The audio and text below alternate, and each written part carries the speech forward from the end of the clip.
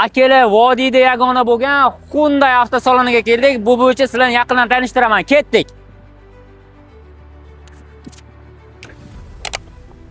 Akalar, hozir aytganimdek vodiyda yagona bo'lgan Hyundai avtosaloni, siz agar Elantra'ni yangisini minmoqchi bo'lsangiz, mana shu joydan topsangiz bo'ladi yoki Tucson'ni yangisini minmoqchi bo'lsangiz ham xuddi shu joydan topsangiz bo'ladi.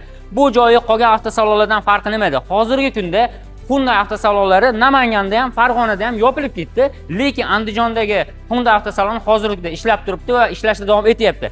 Agar siz Namanganda yoki Farg'onada Hyundai avtomobilni yangisini olgan bo'lsangiz, qanaqadir servisda muammolar bo'layotgan bo'lsa, bemalol Andijondagi Hyundai avtosaloniga kelib turib, Sanjar akaga murojaat qilsangiz bo'ladi. Bu yer rahbari sizni har qanaqa muammongizni 5 minutga qolmasdan bartaraf qilib beradilar. Kontaktlarni pastda qoldiramiz va Hyundai avtomobilni sotib olib, qanaqadir texnik muammo bo'layotgan bo'lsa yoki garantiyasi muammo bo'layotgan bo'lsa, qiynalib yurgan do'stingizga bu yerni jo'natib qo'ying va bu yer yonida BYD saloni ham bor ekan. Bu bo'yicha biz BYD saloni va trading xizmatlari bo'yicha keyingi postlarda yoritib boramiz.